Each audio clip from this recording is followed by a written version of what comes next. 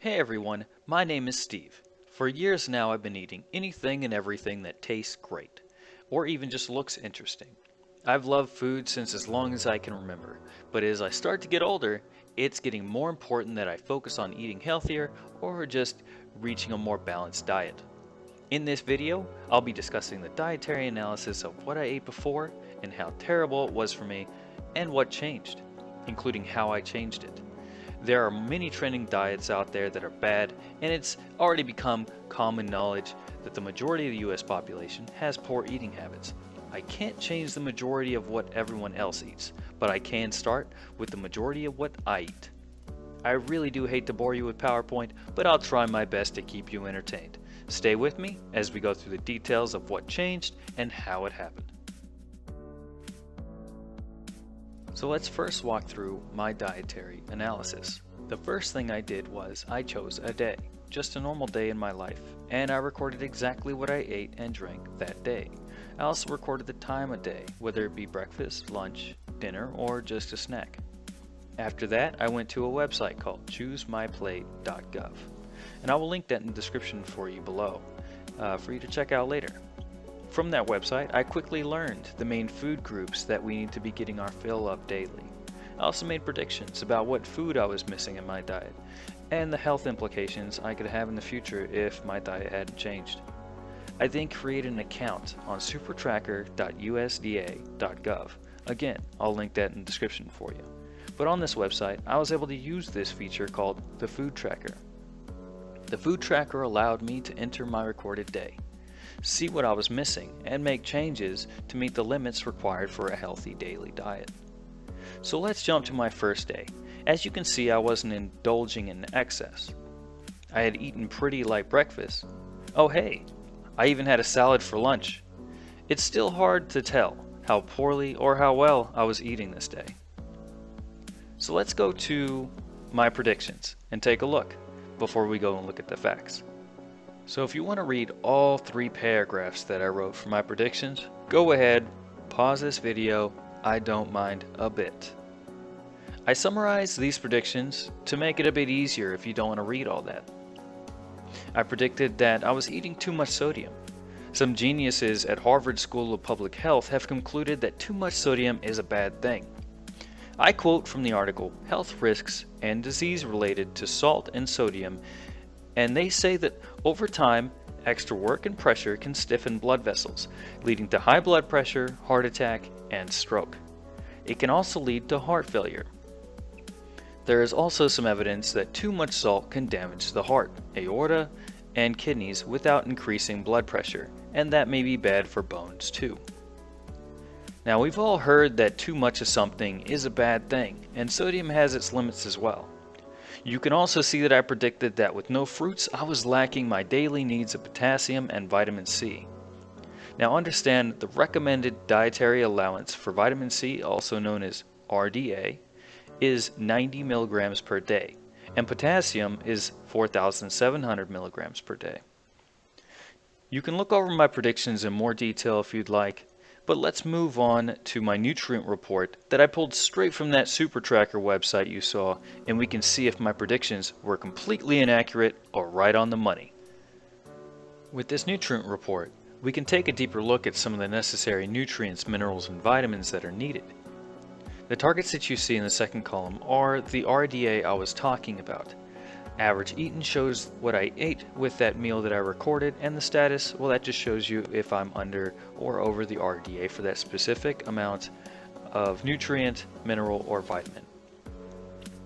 As you can see, I was right about eating too much sodium and too little of potassium.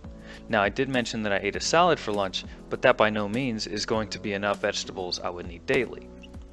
In my prediction summary, I also noted that I wasn't getting enough calories from carbohydrates, and that appears to be true as well. The truth is, I never knew that I wasn't getting enough of calories from my daily diet. I seriously thought that maybe I was eating too much, actually. Don't let the stigma of overeating fool you. You never know if you're eating enough calories or too much until you take a deeper look like this. I was also over in my consumption of saturated fat. There's a lot of conflicting information about saturated fats, but let's be clear. The American Heart Association has recommended that we limit our consumption of saturated fats since it can raise bad cholesterol and increase the risk of heart disease. Now, let's see the graphs that were found in my food tracker. If you're a visual person like me, then you'll like this graph as much as I do. It's apparent from the nutrient report that my sodium intake was too high and that I wasn't getting enough calories in my diet. It's important to know that all calories are not created equally, so I had to make sure that when I changed my diet, I had to make it so each of these food groups hit their target, and I also had to ensure that I'm getting enough nutrients. This can be difficult though, very difficult honestly, but don't expect yourself to change in one day. If you want to pause this video and look at these graphs in more detail, feel free to do so. In the next slide, you'll see my changed meals for breakfast, lunch, dinner, and snacks. It's important to note that I had to eat much more than I was before, and this is important so that my body could get enough necessary daily nutrients. For breakfast, you can see I added some carbs, a fruit, and I also increased the amount of nuts that I had in my yogurt. For lunch, I ate a salad, yes, but it was much larger, and I actually added a little bit of variety in there as well. I also went, instead of 2 hamburger sliders, I went down to 1 slider, and this was able to lower my saturated fat. For dinner, I changed from chicken to a chicken sandwich. This helped me get more carbs and calories. For snacks, I'm eating more fruit, and I even added some crackers with some cottage cheese. Now let's take a look at what my new graph will show us. Now I've left some interesting information about protein. If this is something that interests you, please feel free to pause again and get a good quick read. These graphs show us that by slightly changing my diet, I was able to hit the targets quite well and stay at good levels of sodium, saturated fats, and added sugars. I managed to get within 100 calories of my daily allowance, all the while not going too far over my daily dairy consumption. By no means am I bragging about this though. Rather, what I'm showing you is this is easy and you can do it too. Let's go into my nutrient report. Keep in mind, same as the last nutrient report, this is not the full report, but rather only the sections that'll only show you if I'm under or over in the targets. If you want to see my full nutrient reports, both before and after, I'll have links in the description below. You can see that I haven't exactly met my targets in nutrients, but you might say, well wait, how do you get all of your nutrients without going over your daily allowances? This is a good question and comes with a very difficult answer.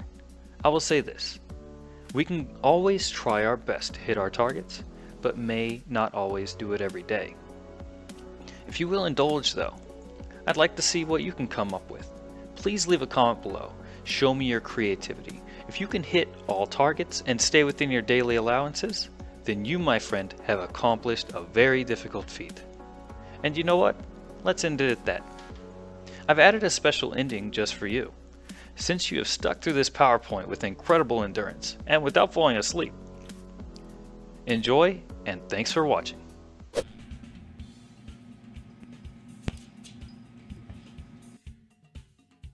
Oh dear, who's in there, Bella?